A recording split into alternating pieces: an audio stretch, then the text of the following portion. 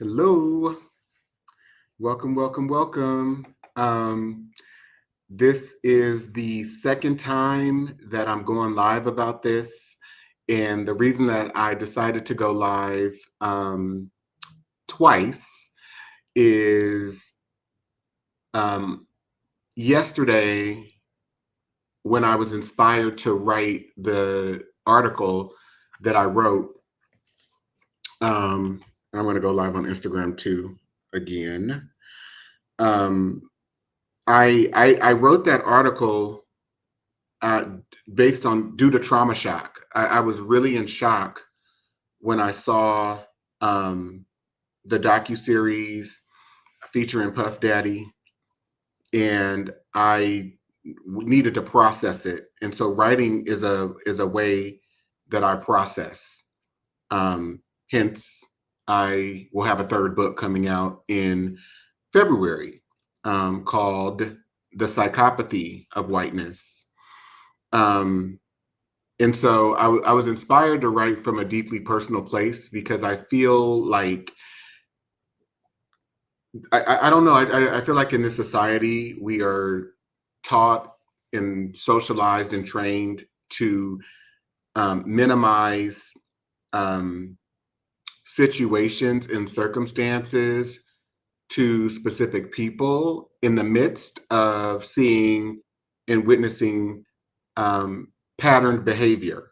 So we witness patterned behavior, the same situations happening over and over and over again, and yet, people, and I think um, many of our leaders in institutions, and who behind the scenes, right? White people run our institutions, they own our institutions, they created our institutions for their benefit. And so there are larger machines at work that try to play down and reduce these situations that we see happening over and over again, such as Epstein, right? Jeffrey Epstein, and the people who were involved in facilitating and helping him do what he did in terms of child trafficking and molestation and sexual abuse. And some of those people even involved corporatists, leaders at JP Morgan Chase. They just paid out a huge settlement to his victims. We see him in pictures with the current president of the United States. They were very, very good friends. There has been tremendous reporting in a very factual manner on that. Donald Trump's name appears in, I believe, hundreds of his email. I think they said over 2,000 or something like that. So it's very imperative for me, knowing what I know in terms of having done historical research on white supremacy, in the area of white supremacy. It's very important for me to um, bring context. And so, yes, I'm a historian. I'm a researcher, but I don't necessarily focus on history for the sake of focusing on history or just to focus on the past. I focus on history because history provides us with context. And being able to connect dots and uh, you know, provide supporting information, supporting evidence and details, it can help in any situation, whether we're talking about, you know, our culture, whether we're talking about um, personal relationships. Uh, it, Providing supporting details can help provide context in any situation. So I am live on give me 1 second because I need to start the live again too on Instagram another way. Let me just see. Oh no, I shouldn't have done that. It's okay. Wait, hold on. Sorry about that. Um, yeah. So I'll just sorry. Um, all that to say, I see a few people have joined this live and who are waiting backstage. I see Derek Manigo. I see Danny T. And I'm going to bring them on in just a second. What I'd like to do, though, just like I did last night, is read the post that I wrote because some people who are joining may not necessarily be familiar with it, and just kind of my take on not just where Sean Diddy Combs is concerned, but R. Kelly, Jeffrey Epstein, Harvey Weinstein, Donald Trump, male behavior, right? And this extends to people in my community, the gay community as well, because we are socialized as male too. And there's a lot of hypersexualization where males and females are concerned in this country. This is just a hypersexual culture. And that's not to say that there aren't other hypersexual cultures that exist around the world. That may be true, but within the context of white supremacy and what white leaders and the controllers of our institutions allow in this country, that's under the auspices and under the rulership of the collective white race, particularly white men. White women too are implicated as well. So I want to read real quick this article, and then I'm going to bring people up to participate. So let me just share my screen. It's always a wonder trying to do this. So the article that I wrote, I titled it "Watching the Reckoning: What Diddy's Story Reveals About America's Legacy of Sexual Violence." So I said, first, let me be unequivocally clear. Nothing I write in this op-ed is a defense of Sean Diddy Combs, nor any person who has committed violence against women, girls, men, or boys. I am entirely against all forms of violence, including sexual assault and physical abuse. What follows is not an attempt to excuse or minimize individual harm. It is an invitation to broaden our lens. In chapter 3 of my book, Diagnosing Whiteness and Anti-Blackness, my latest book, which you can see here behind me. So if you haven't gotten it, go to Amazon.com or Barnes & Noble online, any major global retailer, you can get it.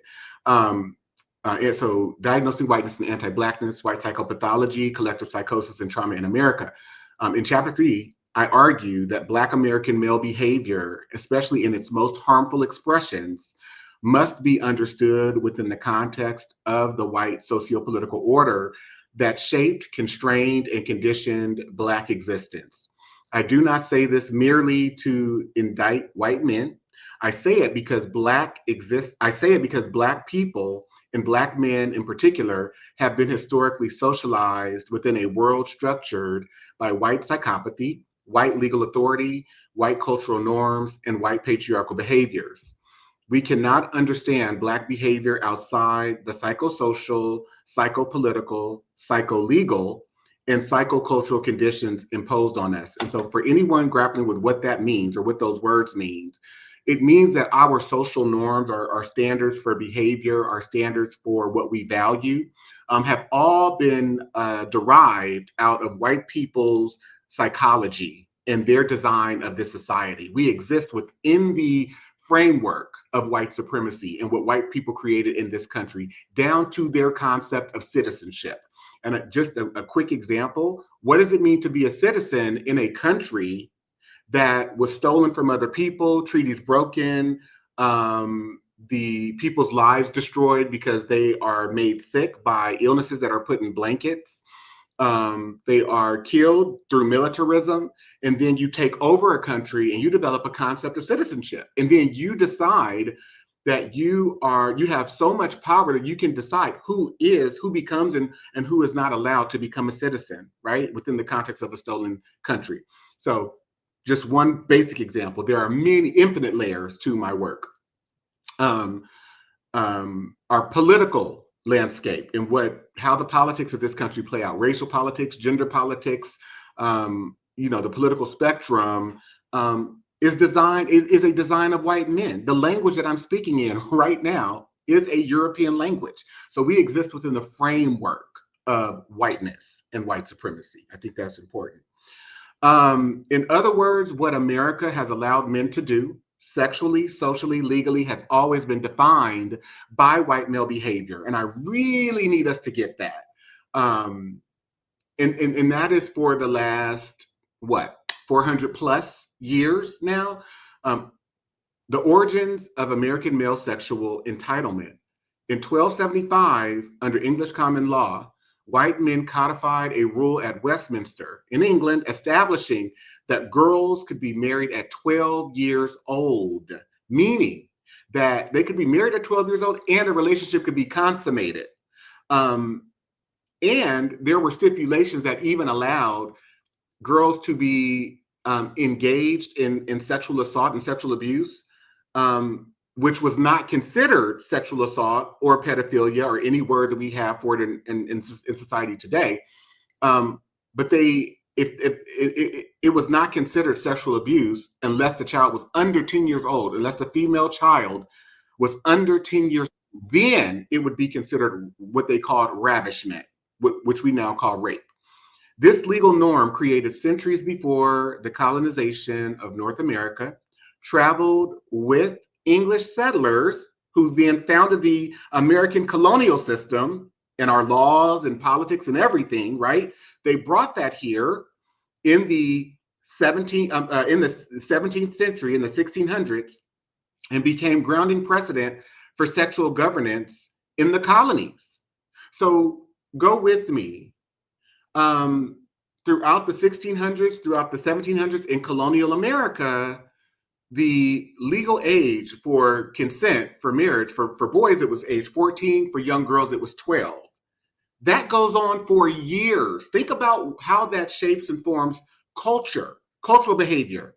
And we're not even figuring in Black people in the equation in the 1600s because there aren't that many of us who are yet here per se, as compared to places like the West Indies and other parts of the world. Okay.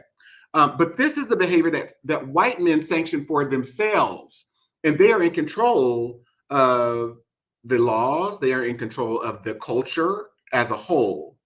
All right. After the founding of the United States, right, 1776, every state adopted this 12-year-old consent and marriage standard. And this was legal precedent for the next 115 years. Okay. Between 1800 and 1900, really up to about 1890, several states went further. Delaware allowed girls as young as 7 to be legally married. My great-grandmother, my grandmother's mother on my mom's side was born in 1889, people. Okay. Under some common law interpretations, rape, referred to as ravishment, was not considered rape if the girl was at least 10. The legal foundation crystallized a cultural one, that girls' and women's bodies existed for male access, male power, and male ownership. That entitlement forged by white men became the dominant sexual script for the entire country. What do laws do? Laws regulate behavior, right? We all understand that when we come to a red light in our cars, we stop. And if we don't stop, the likelihood of us getting into an accident increases significantly. So you're trained to follow laws. You understand that if you steal and you get caught, you're going to go to jail, right? So think about how these laws begin to shape behavior and create a permission structure where now people are authorized to engage in pedophilia. They're authorized to engage in rape. Women are forced to submit their bodies across racial lines. So when we then get to figuring in Black people, whether free or enslaved, they had absolutely no agency or any rights to object anything. Okay. How slavery reproduced, this legal foundation crystallized a cultural one. Okay, I read that already. How slavery reproduced white sexual violence through Black bodies.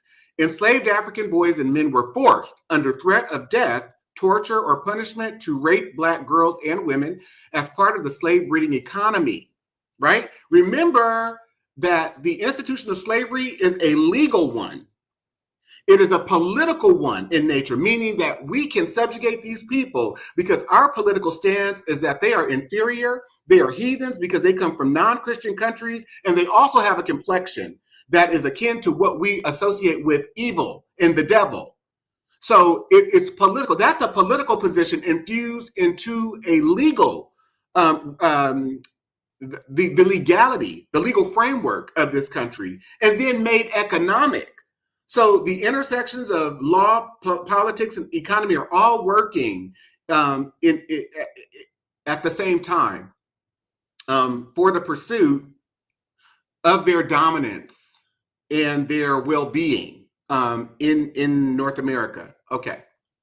Slave narratives and historical accounts, including those curated in George Smithers' book, Slave Breeding, which I quote in my book, made this painfully clear. One formerly enslaved man recounted how women were rewarded for breeding quickly.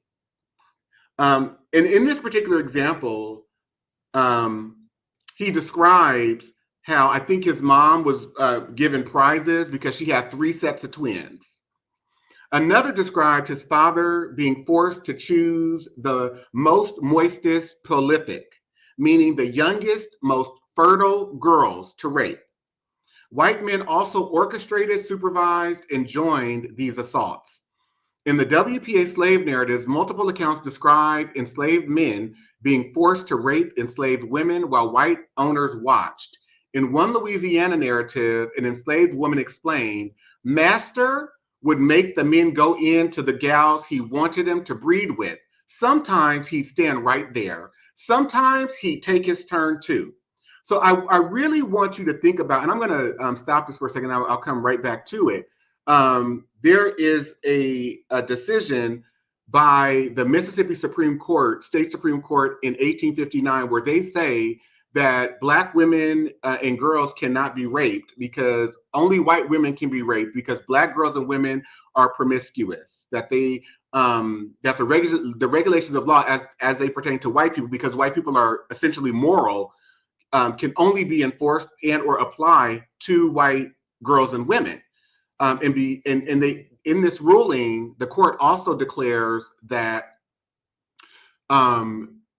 every plantation owner, every enslaver, slave master has the authority to regulate sexual activity as they see fit, as according to their own desires and standards and norms, right? So think about the example that this Black Louisiana Black woman from Louisiana just gave, as far as what master engaging in and facilitating and requiring gang rape.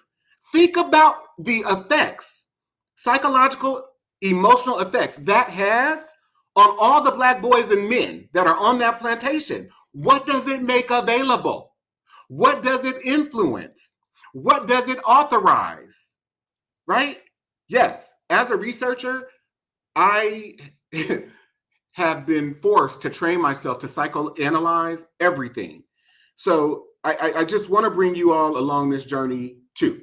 I'm almost finished. I'm going to go back to this, and I'm going to bring up the people who are here. I see my sister Shauna Lewis in the background too. So give me 1 second. I'm going to go back to this.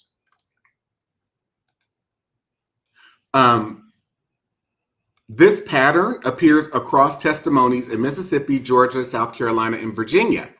These are not isolated incidents. They reflect the foundational architecture of American masculinity, modern echoes of this history.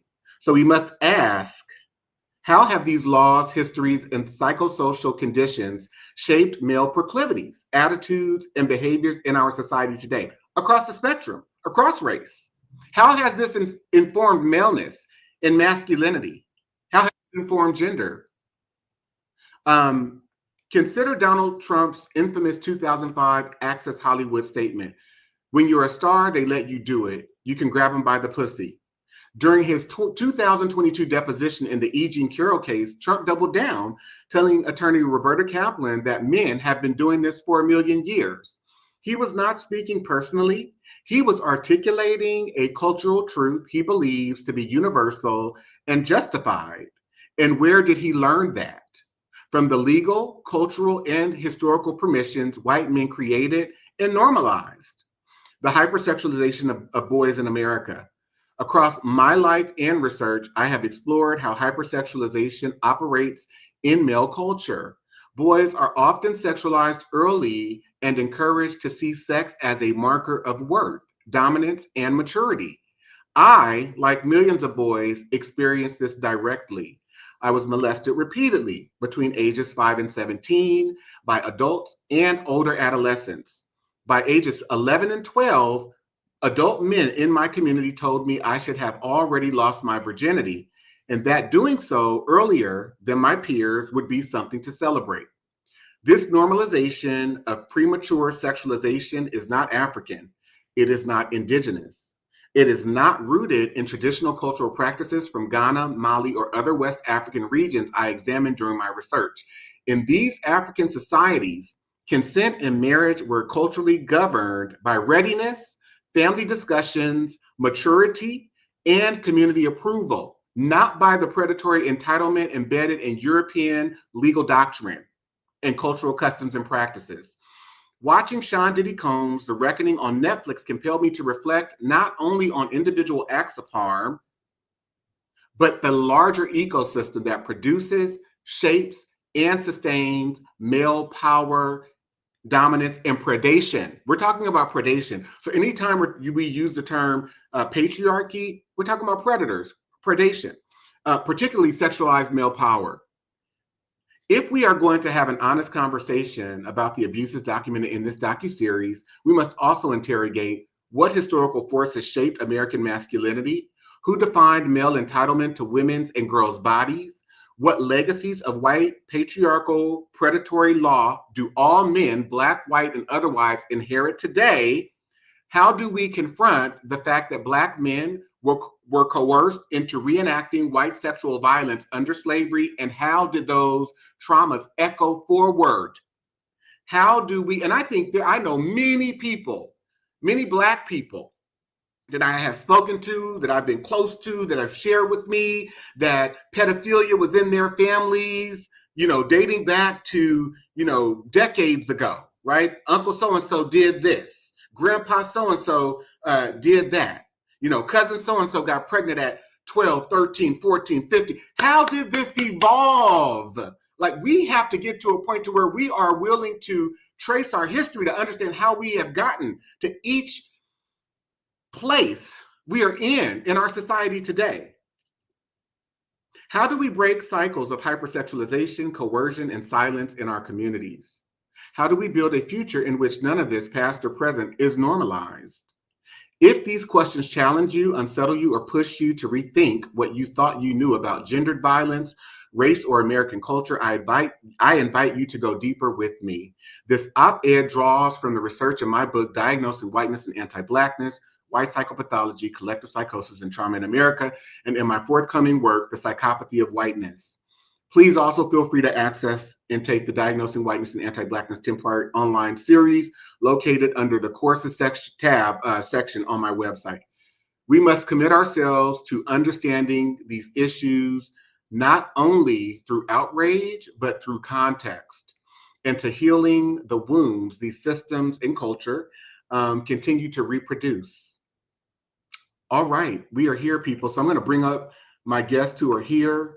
Again, I see Derek, I see Danny, I see Shauna, I see Jessica. Raise your hands if you're ready to come on. Okay, I'm bringing you up. Okay, awesome. Welcome, people. And welcome. Hey. Is that Marquis? Yeah, I was about to say before we get started, I'm just letting you know that I'm here with your buddy Marquis, and he had me read your article this morning. I had just watched the Netflix special on our way here to Puerto Villata. Oh, wonderful. Well, I'm glad that you could join. It's great to see you, Marquis. I just think it's so important, and especially in the season that we have been, in which we've been, where Black men, it seems, are being positioned to be predators, from Bill Cosby to R. Kelly to now P. Diddy, and it's going to continue. It's going to continue because they like to break us at our best. If you are insignificant, they don't care about you. They are not checking for you at all. But the moment you become independent, so to speak, right? because we're never really independent under the control of other people in their institutions. Malcolm X said that. But the moment you feel like, you got your, you got your mojo, and as long as, well, yeah, they see you as someone who is no longer valuable to them. And that was the case for R. Kelly. That was the case for Bill Cosby. Once Bill Cosby was talking about buying NBC, I talked about this last night. He became a threat.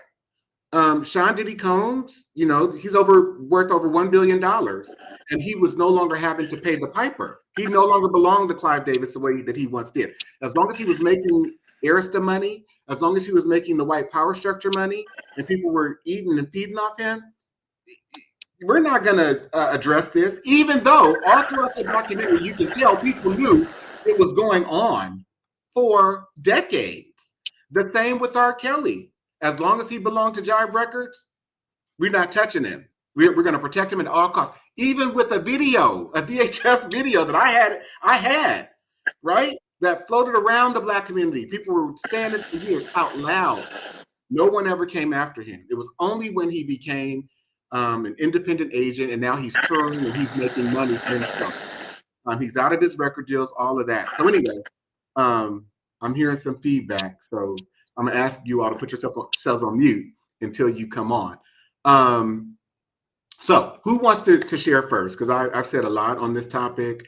I have some resources to share with people too, because even in this day and age, child marriage is still legal in 37 states, 37 out of 50 states. Only 13 states have banned child marriage. And between the year 2000 and 2018, there were over 300,000 child marriages that took place, and some even involved young girls who were age 10. Okay, so let's be very clear. This is not past. This is not the past. This is our present. Okay, who wants to start first?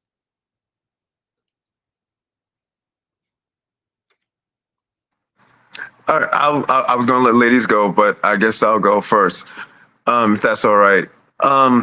So, having watched the whole series on my way here and read your article, the first thing I thought when I read it is that they're going to think that you are giving the okay. I know you gave the big disclaimer that you're not okaying this and it's wrong, but I was remembering by the fact that you're saying that that's what people are going to zero in on. But after I read your entire article, one of the things that captured me is like, in order to really understand what you were talking about, you would have to know history of this country and not what we're currently taught in school. What we're taught in school is heroism, which is devoid of the true scope of history of all people that are here, Black people in particular. So you gave a lot of context. You gave a lot of what your research showed in doing your history and so forth, and you connected the dots. So anyone who thoroughly read what your article is about should be able to capture. Although I will say that I want to separate. Separating one caveat here to this is very important. This is very important. I've written 2 books. So this is not just about an article or one article or my opinion. My books are not opinion-based books. They are well-researched books. And so if you go to the back of the second one, I list 418 sources, and I implore people all the time, please go and read those books. Watch the interviews, go to and locate the Virginia Henning statutes, Helen Catterall's. I think the book is like this big, it's huge. It's called Judicial Cases Concerning the Negro. She cites every case where Black people moved through the court system, through the colonial period, up until the 19th century. Go and locate colonial statutes out of every state that used to be a colony. And then once the United States of America forms, go and locate laws, the Black codes, not just slave codes. So this is not about Dante King. This is not about take my word for it. This is not about me attempting to make excuses for P. Diddy. This is about me trying to understand how white people and white supremacy has shaped and informed and influenced Mm-hmm. every aspect and area of Black life, even down to how we measure our self-worth and competence. You mean to tell me that there are over 22 different languages on the continent of Africa, but the language that we use to decide and determine whether we are intelligent or not or competent is English, one language that was given to us by our oppressors? So this is not about, and again, if you are not a critically thought thinking person, if you do not possess the ability to be critically thoughtful, and you decide to reduce my work and what I am attempting to try, the journey that I'm on, not that I have all the answers, because I don't. Research and even being an academic is about inquiry. It's about continuous inquiry, right? In terms of what we call academia. Right. I I just want to say that yeah, that's my point. You have to have been well read in order to understand what you were talking about and have a grasp of history. Because I'm not disagreeing with you. I'm just saying that Oh people yeah, totally get the misconception if they are not well read, and like the things you cite and the books you've written are informative of that. That's my point. yeah. No, and Uh, again, what I just mhm, responded to or made the mhm. comment about was not for you personally, Oh, just thank because you. people are watching. Yeah, Yeah, got you. Totally understood. So yeah, I was so you're talking about the total deviancy, and a lot of it has roots in slavery and in our codes and our and like you said, some of these laws are still on the books. And as a matter of fact, I was reminded 2 years ago, uh, uh, slavery is still on the books in some southern states, where they haven't taken that off the books too. So you're absolutely right. Some of the things are still there, and so anyway, that's my point from now. In order to really grasp what you're talking about, you have to have known some history of the country and not the heroism that our country currently teaches in school. So that's for right. that, I'll say that for now. And to your point, um, you have to be interested without I'm not going to say without, but you also, as a part of having an appetite or possessing an interest, you also have to be willing to move your emotions and judgment to the side to look at things from a factual perspective, right?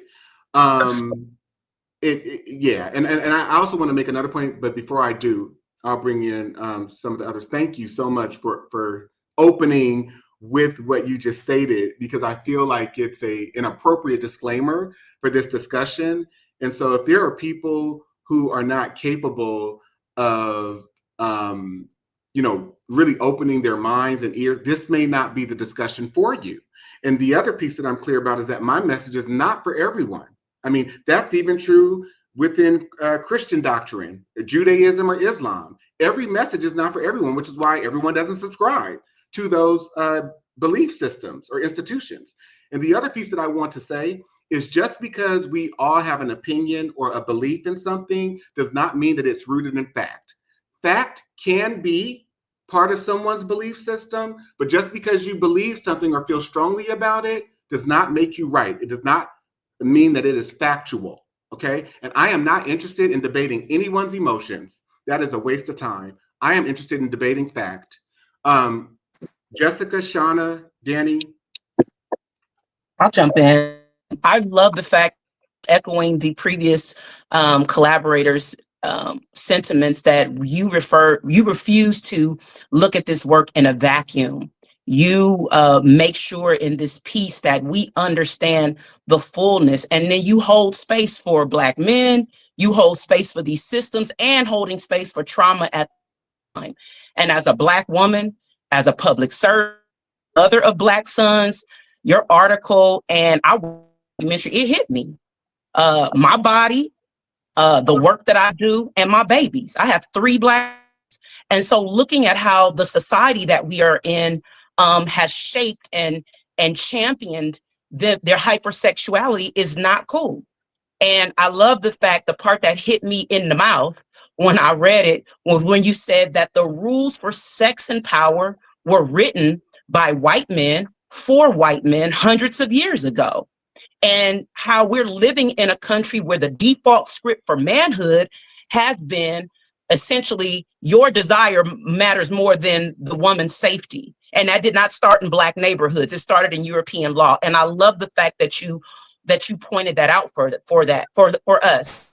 Also, the reminder that enslaved Black men and Black boys were forced to participate in sexual violence as part of the slave economy, which was designed by white men, controlled by white men, and they benefited from it. And then they made Black it out.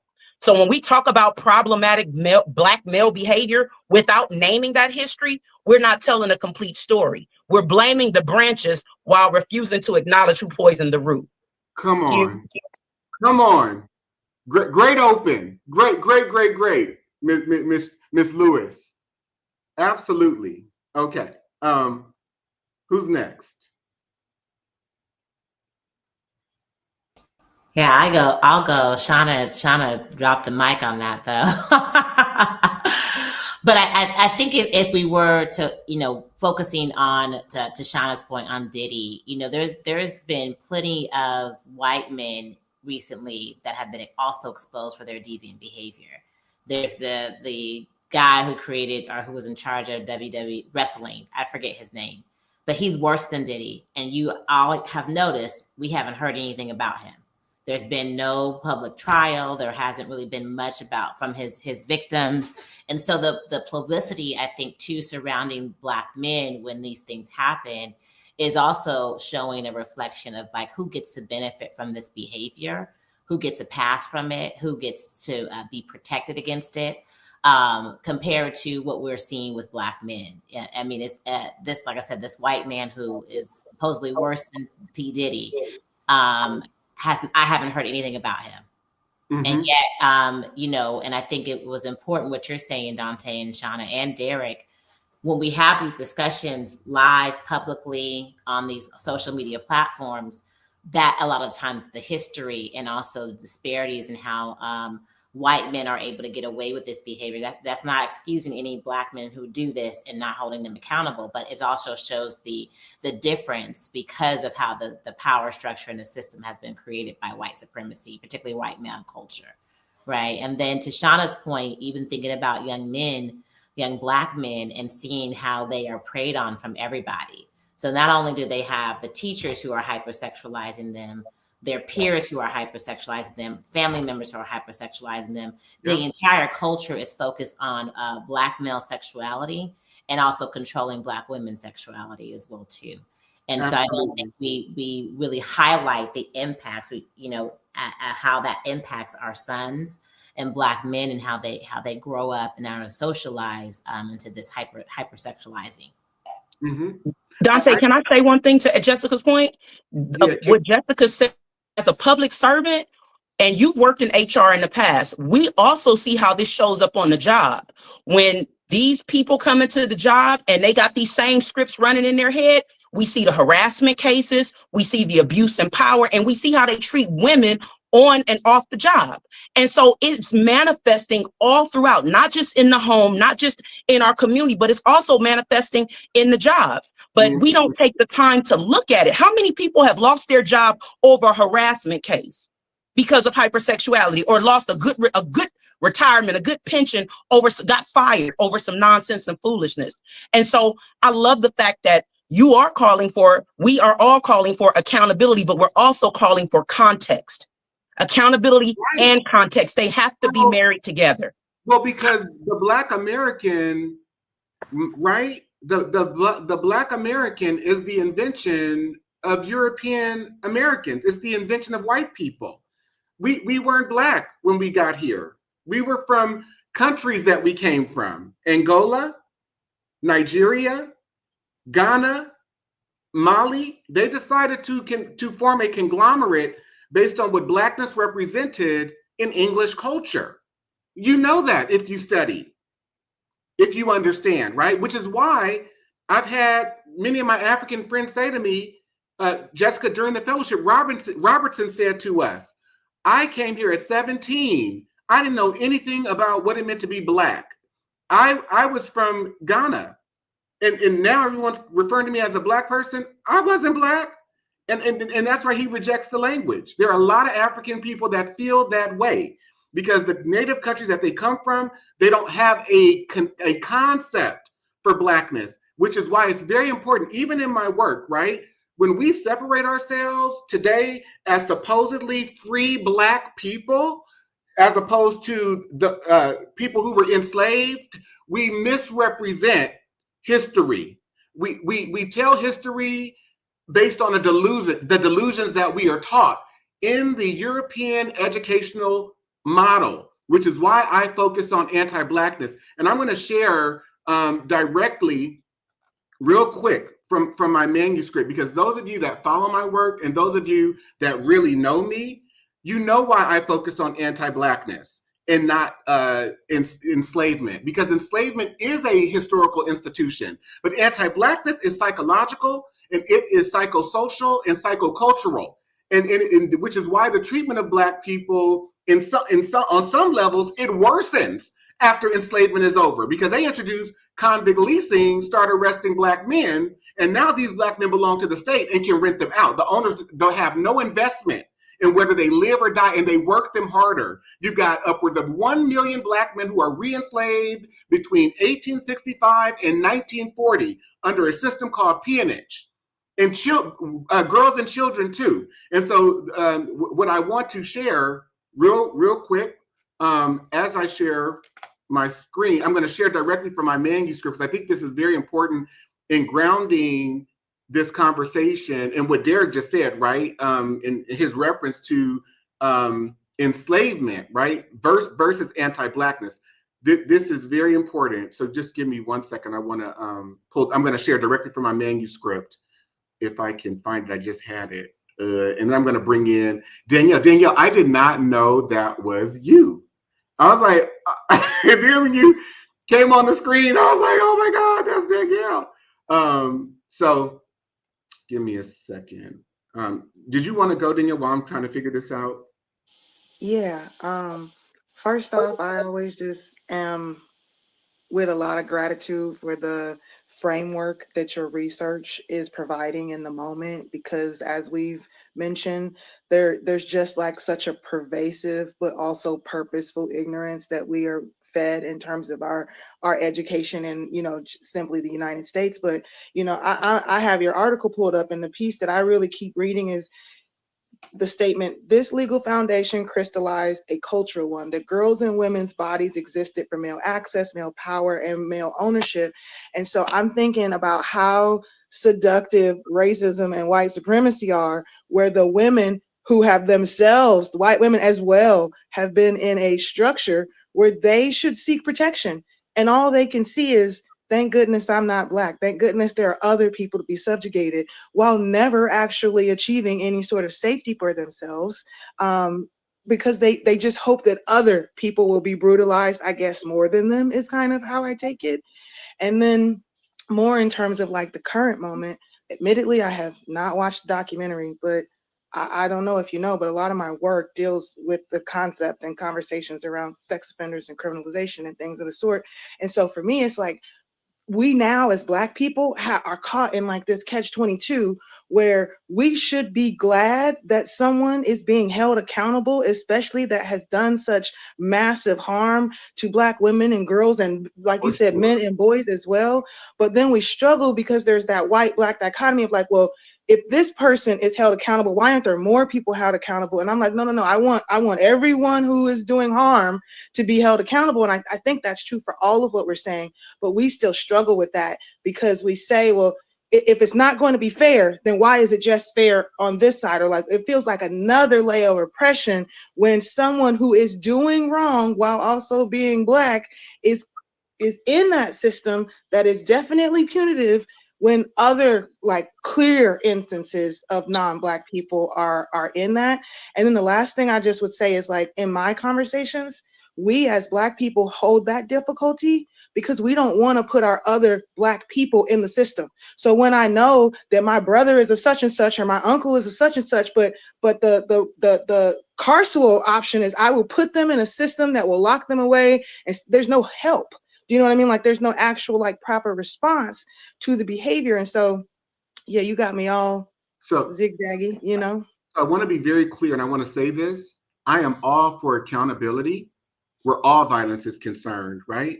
I am also interested in how did the American Black male become influenced, socialized, indoctrinated, and assimilated to the cultural behaviors that existed throughout the antebellum period and beyond, right? And so if we go to this one example, I'm gonna share my screen. Let me know, hold on for 1 second. Yeah, I'm gonna share my entire screen. So just give me 1 second. Okay. This is right directly from my manuscript. If you have my book, you can go to this example. It's a law dating back to 1705. It says, and if any slave resists his master or owner or other person by his or her order correcting such slave, and shall happen to be killed in such correction, it shall not be accounted felony. But the master, owner, and every such other person so giving correction shall be free and acquit of all punishment and accusation for the same, as if such accident never happened. So you can kill Black people with impunity. We understand that. We get that. And how that was practiced over and over and over again and socialized all of us into dehumanizing the Black male body and Black female body. Okay. Pay attention to this second part, though. And this is why I focus on anti-Blackness rather than Black people within the context of slavery. And also, if any Negro, mulatto, or Indian, bond or free, shall at any time lift his or her hand in opposition against any Christian, not being Negro, mulatto, or Indian, he or she so offending shall for every such offense proved by the oath of the party receive on his or her bare back 30 lashes well laid on, cognizable by a justice of the peace for that county wherein such offense shall be committed. This was not about just the enslaved class. This was about you not being white, and it was about you being Black, because they began to create laws that stated if indigenous people were of the complexion of white people, they did not suffer the same consequences. And they used language like complexion and color, which I also point out in my book. This is very important to understand that the system of white supremacy is based on colorism and obsession with colorism, and anti-Blackness being the marker, whiteness being one marker and Blackness being the other. Okay, Derek. But I also want to make a point of something you just said too, was also culturism. It was the culture of white men, in particular, white rich men, because it didn't go for all men. You had to be white and rich. And the other thing that you said there too, I want to point out, is the use of religion as a manipulative tool. You said Christian, which at that time, Native Americans were not considered Christians, and slaves could not become Christians. There was part of the history of that is that slaves, there was a carve out a bit that you could not enslave other Christians. So they made it that Black people could not be baptized. So therefore you cannot be considered Christian. That's not true. What I'm saying is that to get around what's the word I'm looking for? To get around the horrors of enslaving other Christians, Black people are not considered Christian. That's not true. So Derek, at this particular juncture, and let me just go. Well, which juncture are you talking about? Are you talking about during slavery times, or are you talking about more recent, post? I'm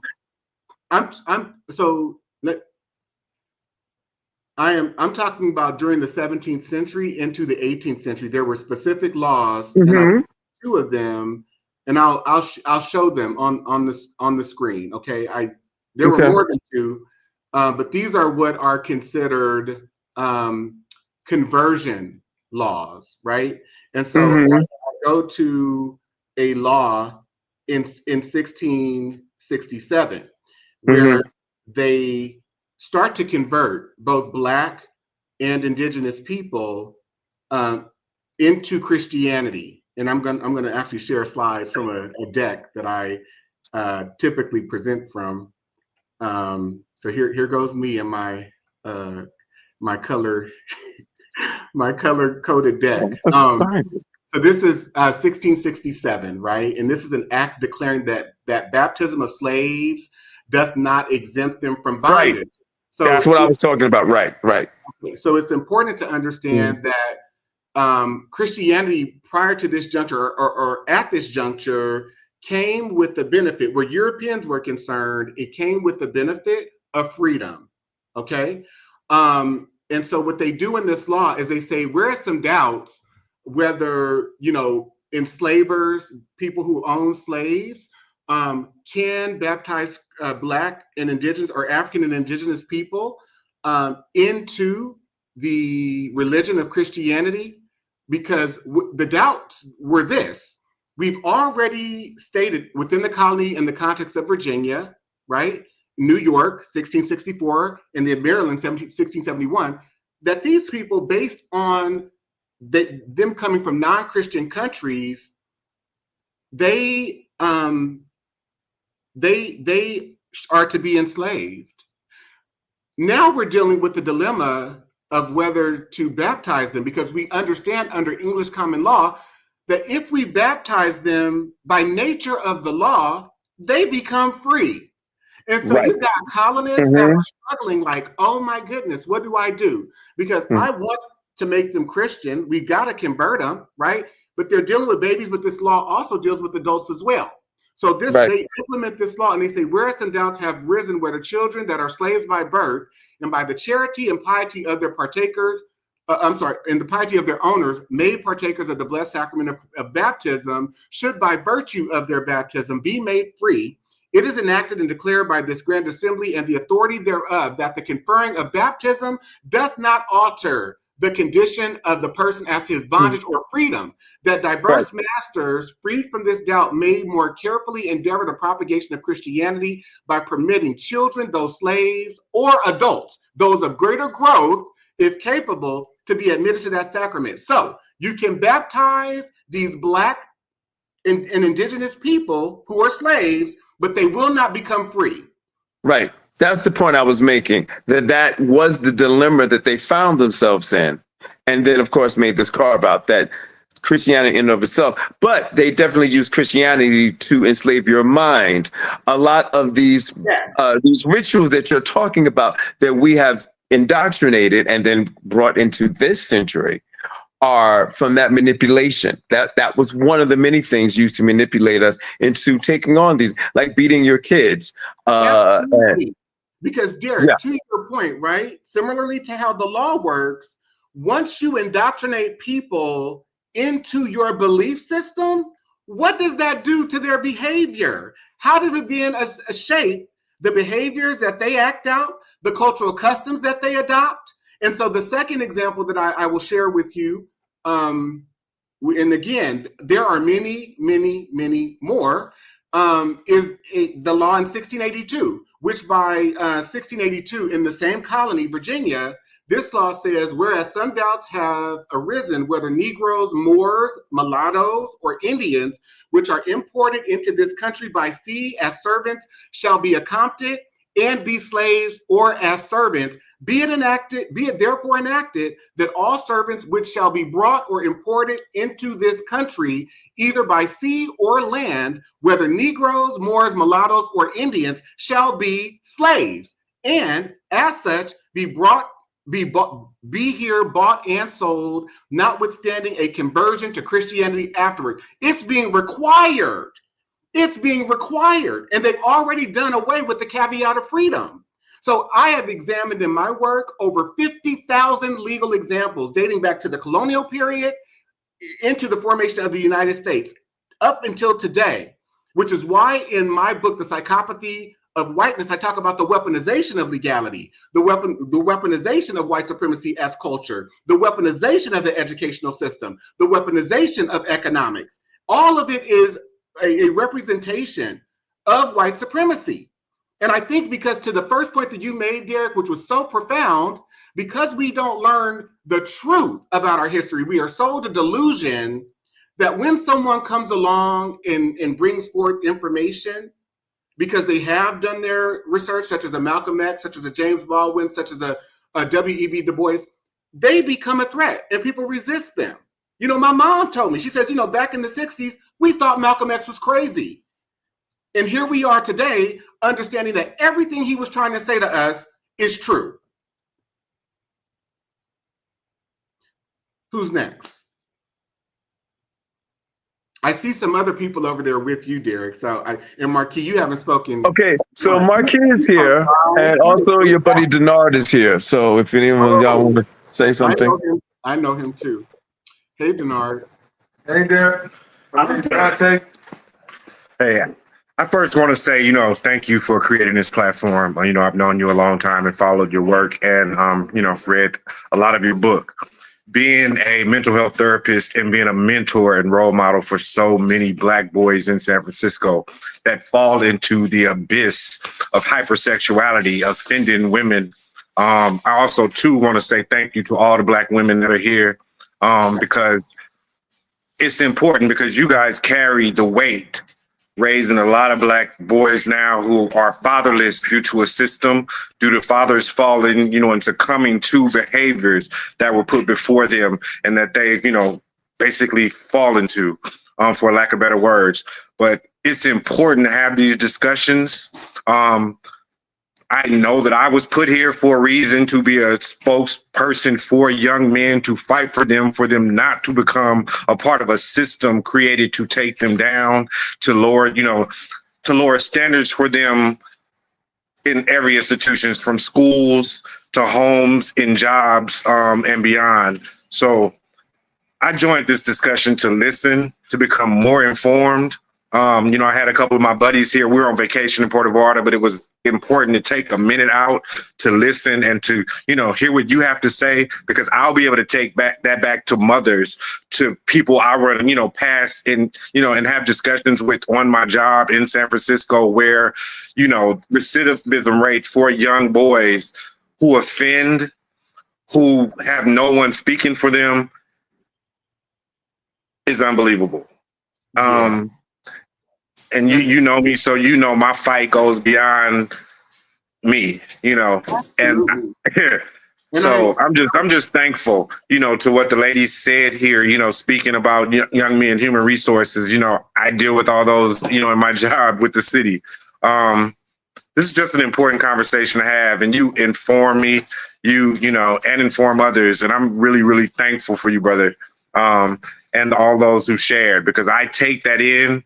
I write about it. I write poems about it, and I'm able to speak to people who don't get to join in these discussions, who aren't in these rooms, that they should be a part of. And I'll continue to invite people in to make sure that they're getting a piece of history that is sculpted the way men react, you know, young boys react.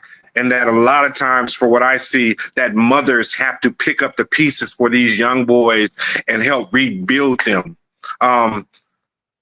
It's just majorly important. So I'm thankful.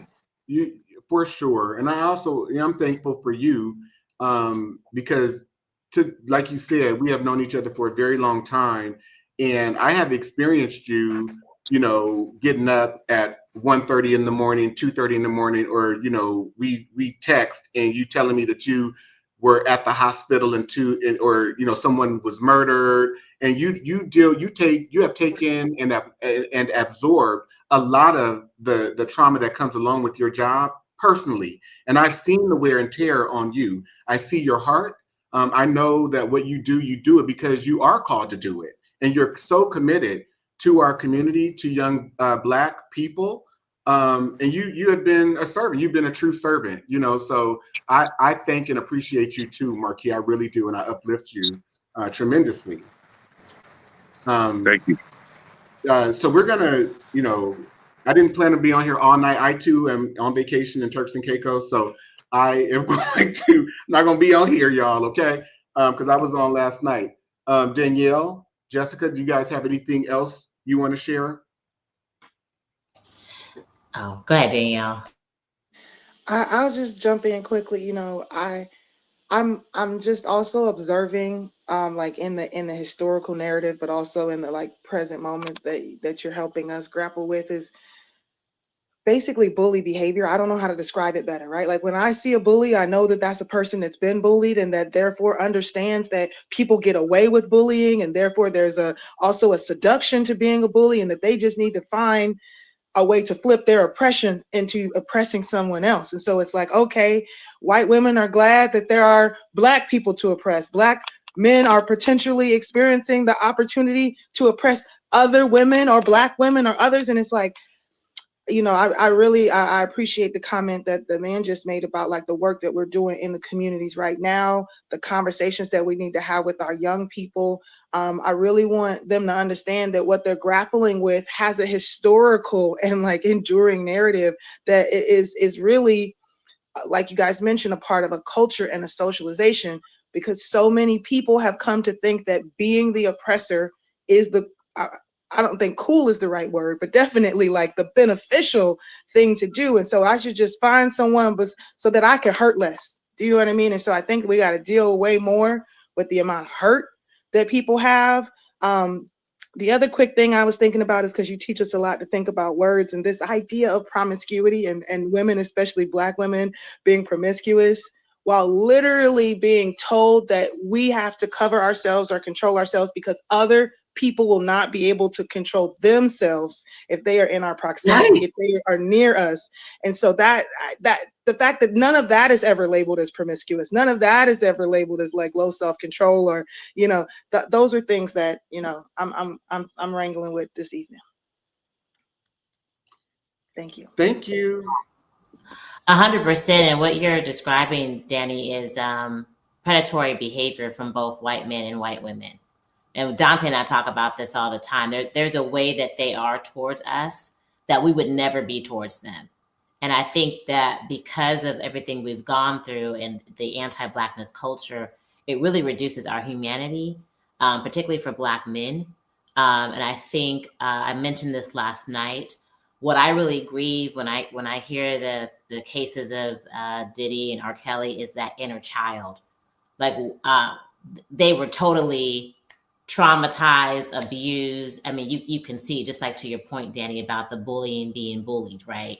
And how this structure does not cause or call for us to see young Black boys' humanity. We've all been brainwashed and put in a position to see them as aggressors and monsters, and not really looking at the humanity in them and the inner child in them that was not supported, right? And I appreciate Marquis talking about the impacts of mothers and how we are some of us are carrying that burden alone, and how we're trying to raise and support these young boys. And unfortunately, because we don't have the support system and there's an absence of the father, we don't have a community system anymore to really help support and raise these young boys. And so this is the realization of it. And so it's not about what they're wearing or how they talk. It's about what they're being modeled and being shown, and how they're being cared for, and how are they being seen as humans, right? And how are they not? But to your point, and this is something that we hardly talk about in the gay community. I think what I'm about to say, and this is just from my own observations and experiences, what I'm about to say and name is much worse when it comes to the white gay male community. But within the Black gay male community, there is a lot of rampant hypersexual behavior that just has been normalized. And because you have young boys, and what I appreciated about the Diddy docuseries, and tied to what you just named, Jessica, is that within that first episode is talking about what his childhood was like, who he was around, who his influences were, how his mom had him around drug dealers, pimps who, you know, mishandled women. This is what he saw. And it's the same for my dad, who grew up to abuse women. This is what he saw, because it was authorized through a permission structure of male domination. And so when I go back to my own experiences of being molested as a child, and I am able to see very clearly how I developed a very hypersexual appetite and behavior. I was preyed upon. My male cousin gave me my first orgasm at 11, the day before I was to go into 5th grade. And I think that like we have to be honest and speak truths if we are ever to get to a place where we are going to get on a path to healing. And I had someone text me and say, why are you sharing things that are so personal? Because I'm not ashamed of them.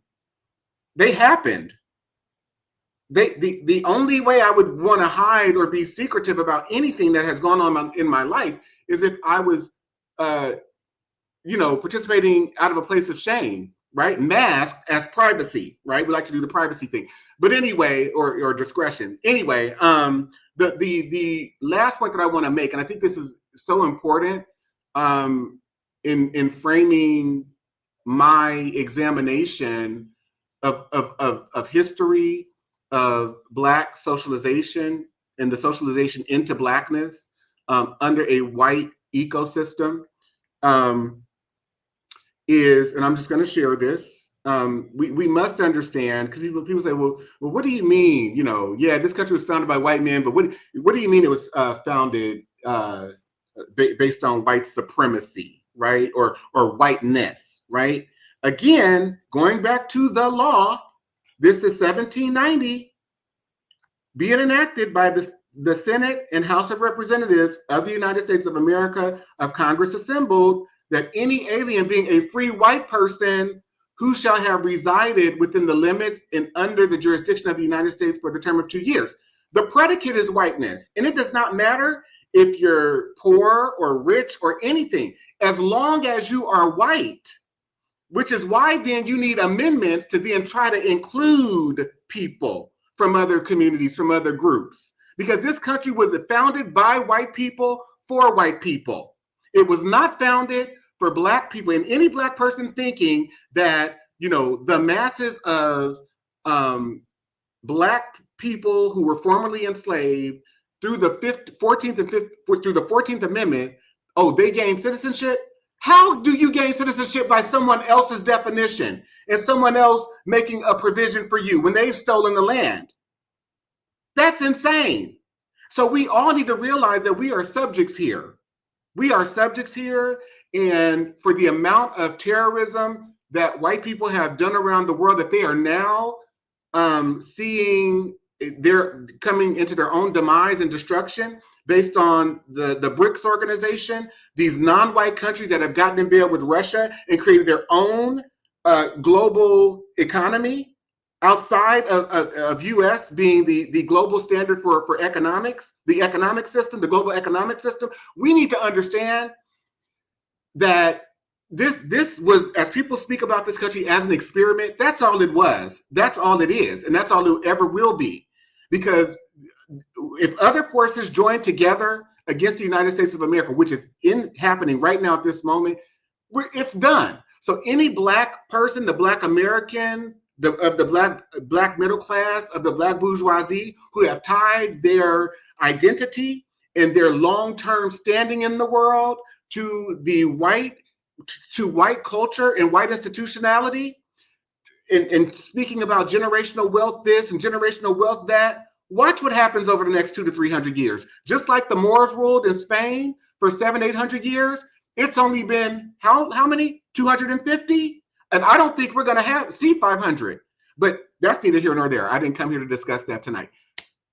Last thought. I just want to say that we're not the only culture that's about to find out. Latins for Trump, Somalians for Trump, other pygmies who have not, right. But what I'm saying is they are devoid too of knowing their history. They're devoid of knowing the history of this country. They're devoid of knowing even their own ancestors' history in this country by the fact that they are trying to be pygmies. And the problem they are fighting, what this revolution has to happen now is not our fight per se. That's right. Because we are aware, that's what woke is. These other cultures that benefited and didn't realize they were benefiting from the movement and the civil rights movement are now finding out what that means and what their marching and their sacrifice will have to be to get themselves out of this.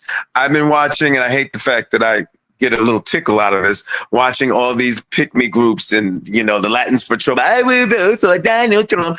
I hate seeing them carted off in what is today's version of the slave of the what do you call it when they used to come after you after night, the sundowning, when they're rounding up these people and throwing and disappearing them. And the Somalians, the Asians, the Latino. It breaks my heart to watch that, but that they are experiencing what we experienced in the civil rights movement, and they will have to rise up. They will have to rise up and create their own civil rights movement. Can I tell you, though, I just want to make one distinction, because I agree with you, right? It is horrible to witness what we are seeing right now as it pertains to people just being rounded up. But let me be very clear. I don't share the same sentiments where people who are being rounded up and carted out of this country, if they voted for Donald Trump even once, I don't have any, they brought this on themselves. And to your point, that because they didn't know history, because they too have been socialized into anti-Blackness, and they thought that they would align themselves with the power structure, that they too could experience a proximity that was akin to and or close to the power structure, they are getting what they deserve. Because to come and vote for this man and wipe away over 150 years of people losing their lives, fighting to acquire and attain and sustain rights for non-white people. Black people did that. Black people were lynched. Black people were raped. And to have no regard for that, but then you come along because, to your point, Derek, you don't know history. But not only that, your appetite to see Black people suffer is greater than getting in bed with Black people, because you don't see yourself as in proximity to Black people. But guess what? White people do. And as Paul Mooney said, right?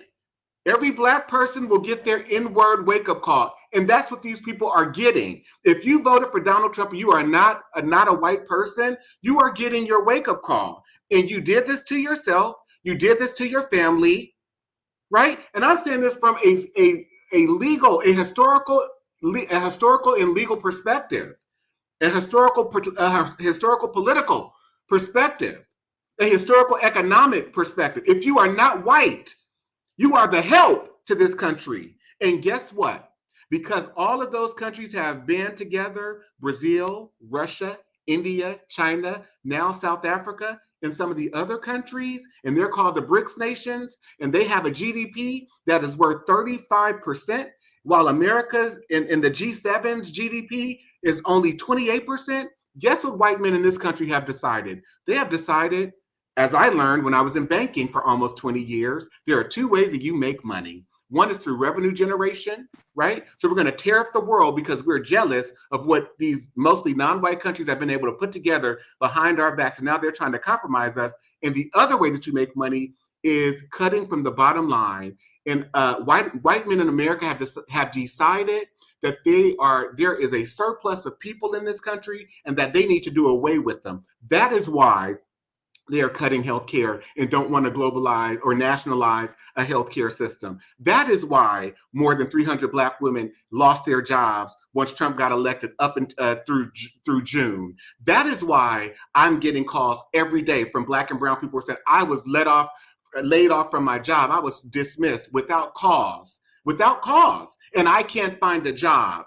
And that is why they found that 30 years ago, 40 years ago, 50 years ago, if they shipped jobs out of this country, they didn't have to pay the same kind of wages that they would pay here, but that the economy could still benefit, not the people.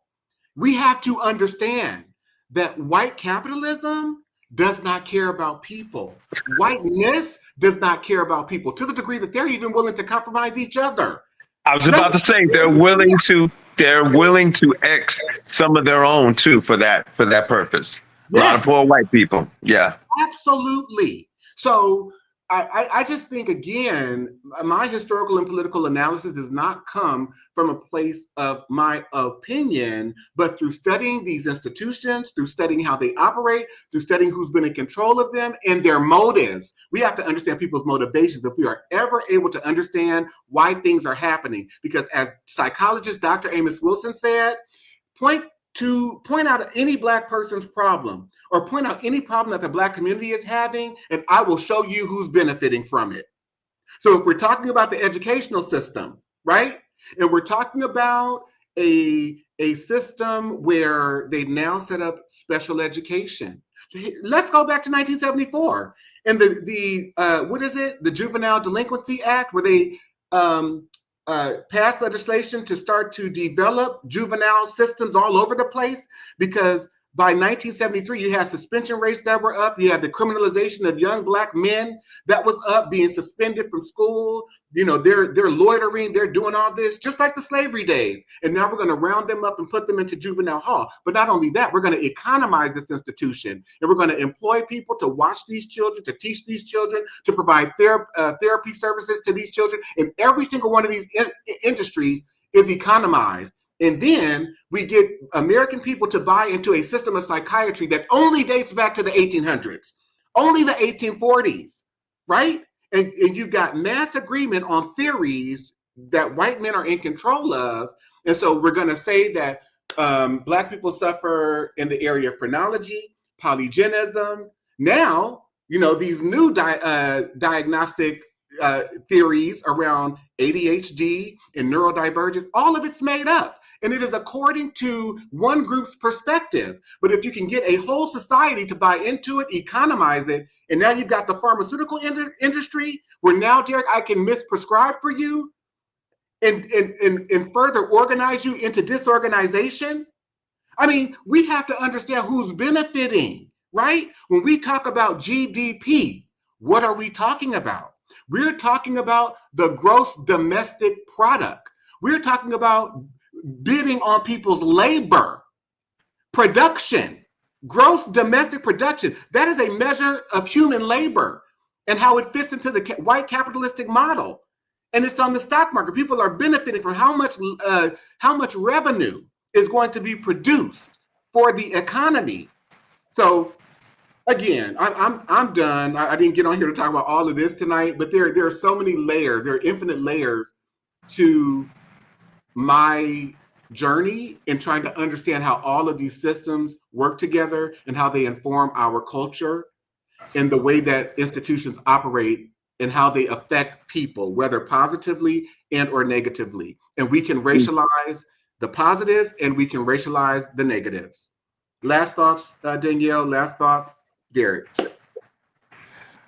No, I just will say thank you. I think it's very important the way that you name shame and power and the role of propaganda in history, and that I just want to say I see it not only in us as like a people wanting to not always embrace the history of what we have or not even having access to the history, but then as a family, when things cause us shame in the family, then we don't want to talk about it and we don't want to acknowledge it because we don't want to bring more, like bad, energy or attention to our family, but then we never heal. So the shame is really killing us on all fronts. Yeah, and I'll just add in closing too that part of the what was weaponized against us is education.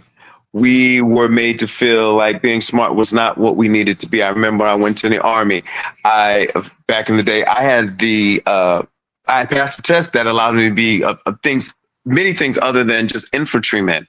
But that's where they were steering folks, Black people, trying to convince you that you weren't smart enough to do this, not smart enough to do that, though your grades say something different. Being well read and encouraged to read up on these things. So like you, Dante, you brought some receipts. So when you're having conversations, to keep these conversations that are factual and versus emotional, having those receipts, being able to pull things out and make as points when you're discussing this, because the only thing that's going to get us out of what we're moving into is education and knowing history, not heroism, history. That is right. So I want to end by saying to anyone who is watching, will watch, I did just put links to my book in the comments. I also put the link to a 10-part course series that I developed, in addition to my book, in the comments as well. So please access the book, please access the course, and I hope to see you all again soon. Okay. Thank you so much. I appreciate you. I appreciate you, Derek. I appreciate you too, Danielle, Jessica, Shauna, for joining. And I wish everyone a goodbye and a good night. All right. Signing off. Bye-bye.